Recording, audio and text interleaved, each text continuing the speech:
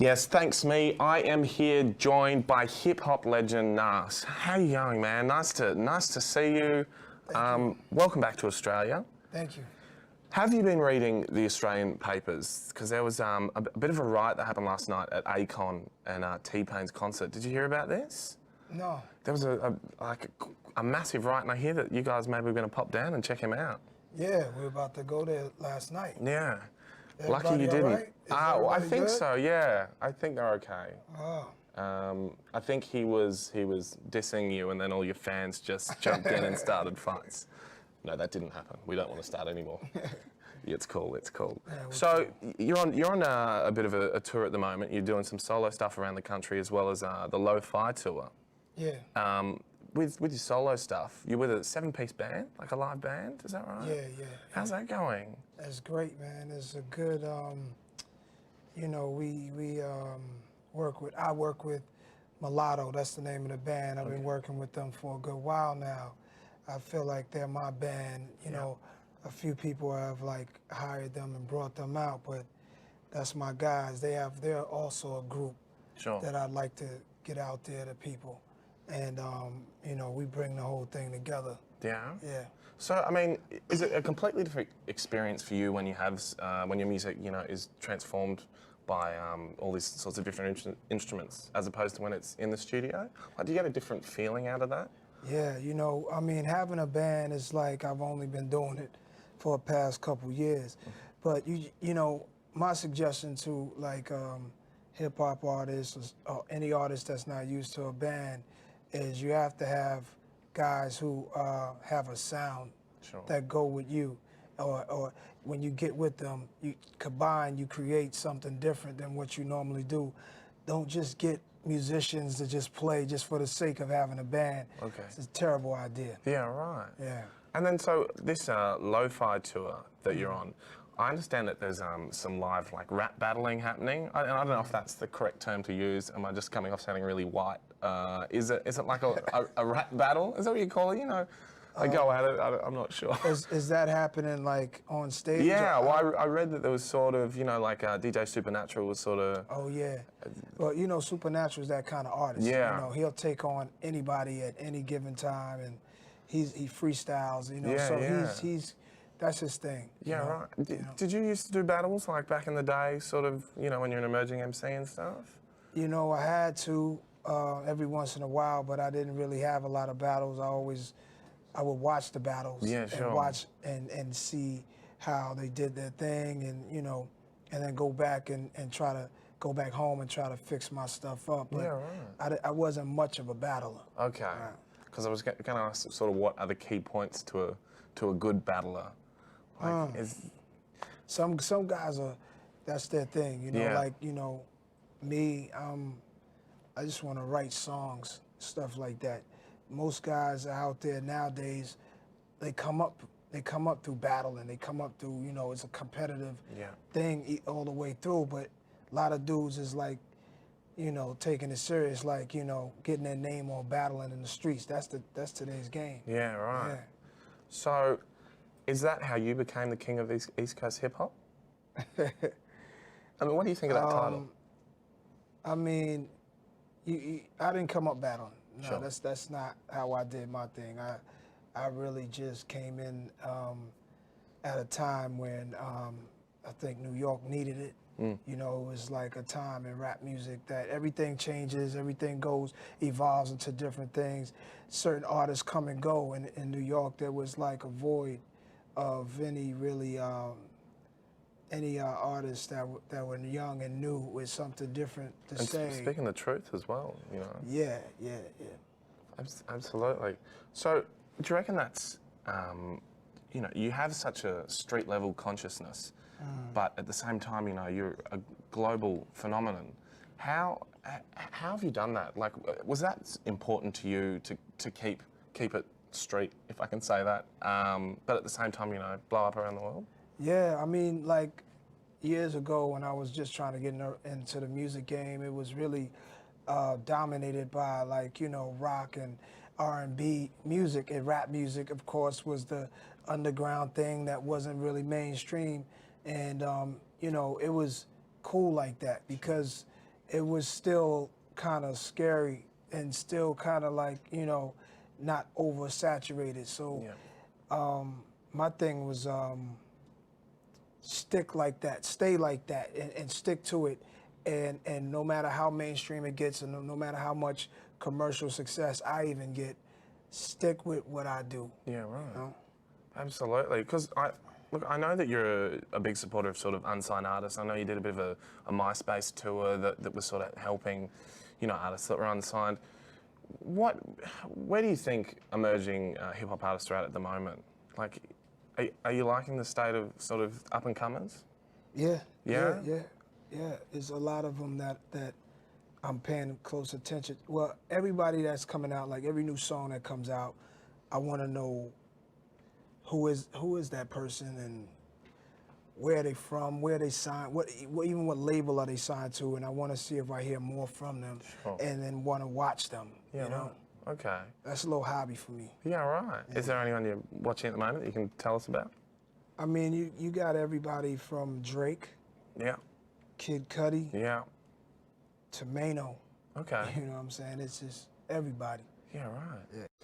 Yes, I'm here with the king of East Coast hip hop. We've just sort of discovered that out. Well, I think people have known it for a long time. It is Nas. Now, one thing I want to talk to you about is collaborations. You know, you just released an album this year with Damian Marley. How do you prepare? You know, you've got two different sort of styles of music. How do you prepare to go into a project like that?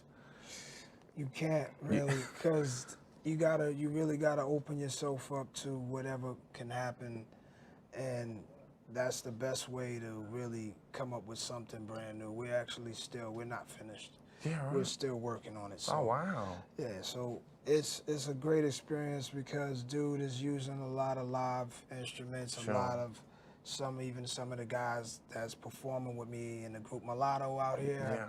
Done some playing on the songs and stuff. So, I mean, you know, I hope people like it. Yeah. Is that how you keep things so, I don't know, new and raw, is by not going in with ideas and just letting it all happen out on the table type thing? Yeah. It's best to go in there and, you know, and surprise yourself. Sure. That's the best feeling. And have you been surprising yourself? All the time, man. Okay. I like surprises. Okay. Yeah. What about Dr. Dre? His, you know, this detox project that everyone's waiting for. There's rumours that you're involved with it. Is that true? Yeah, I have worked with Dre on the Detox album. Great. I have, you know, I'm a fan of Dre's work. Yeah. I can't wait for it. You know, I know he's working a lot with a couple of people. So, Yeah. you know, if I make the final cut, all good. If I don't, it's still all good. I'm going to cop the record, and as soon as I can't wait for it. Yeah, right. Okay, can I take you back to 2006? It was a memorable year for all of us. Released the album Hip Hop Is Dead. I mean, where's your thought on that at the moment? What do you think of hip hop in its current state?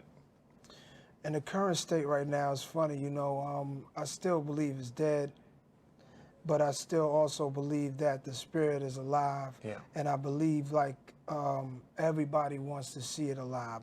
And I believe that is a straight CPR happening on rap game right now. And it's like, if we keep it up, if all the artists that are coming out keep it up, I think we can get back to a point where everybody can define or differentiate the real from the fake. You're gonna have a lot of artists, you're gonna have a lot of rap artists every year, new ones, and you're gonna see a change. But I think everybody's concerned with making it right again. Yeah, right. You know, the corny stuff is gonna remain corny, the commercial stuff will remain commercial, the dance stuff will remain dance, and we kinda need all of it to keep it going. But then there's a part of it, a certain part of it that's in the core, that's really the real heartbeat of it. And I think all the real guys is trying to get to that sound, myself included. Yeah, absolutely. Yeah. Well, then, can I ask you about what you think of, you know, Jay-Z's album? It's been, you know, had so much coverage. Blueprint 3, where do you think that is at? You know, do you call that hip hop? Is it hip hop? Is it just pop?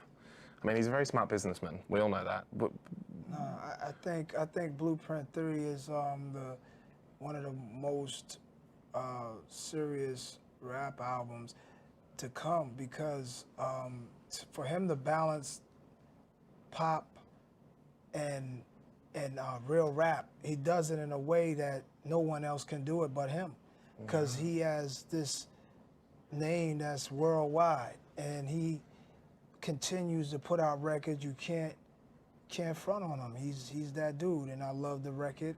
Run the City. Yeah. You know what I'm saying? He's doing his thing. Absolutely. Yeah.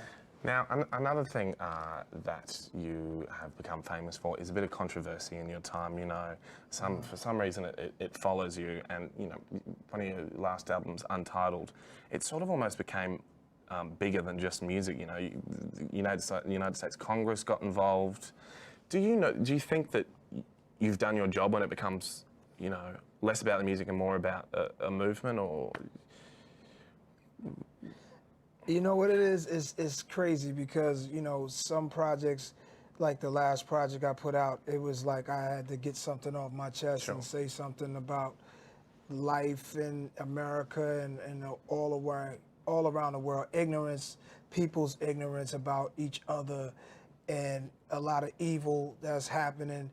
I'm not here to save the world. I'm not here to be a preacher or a pastor or rabbi or anything, any one of those kind of guys who are spiritually advanced and knowledgeable. But my thing is, like, I just have something to say, like you have something to say. Sure. And that was my moment to say, to speak on that subject with race and all of that. Yeah. Because in the album prior to that was about hip hop. And I've done that, and I've done the Untitled album, and now ready to just go out there and see what happens next, you know? Sure.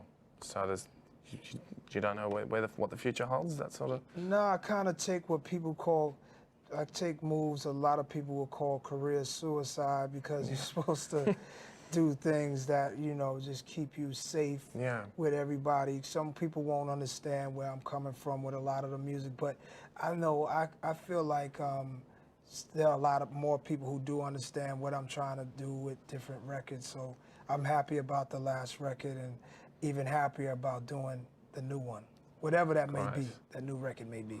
Well, that is exciting for all your fans, I'm sure. I'm excited too. Oh, good. Well, we're going to have a look right now at I Can. Now, this is a highly inspirational song. Do you think, you know the motto that Obama came up with, Yes We Can, do you think that had any influence? I mean, I would like to say that, but no, I think Yes We Can is like his own. That's his song. Yeah. That's his song. I think maybe he did. Yeah. Do you know that you're on Obama's iPod? Am I? Yeah. How you know that? I've spoken to some people at the White House. I made some calls. Really? And, yeah, no, it's true. He listens to you. He's got a guy that puts his music in for him, but oh, cool. Yeah, yeah. You know, Obama's the best, man. Obama, you know, salute to that guy. He's a humanitarian. He's a real person, man. I can just tell, and it's all good, man. Nice one. Well, thanks so much for having a chat with us. Thanks for having me. Good luck with the rest of the tour. Thank you. And here is I Can. That's nice.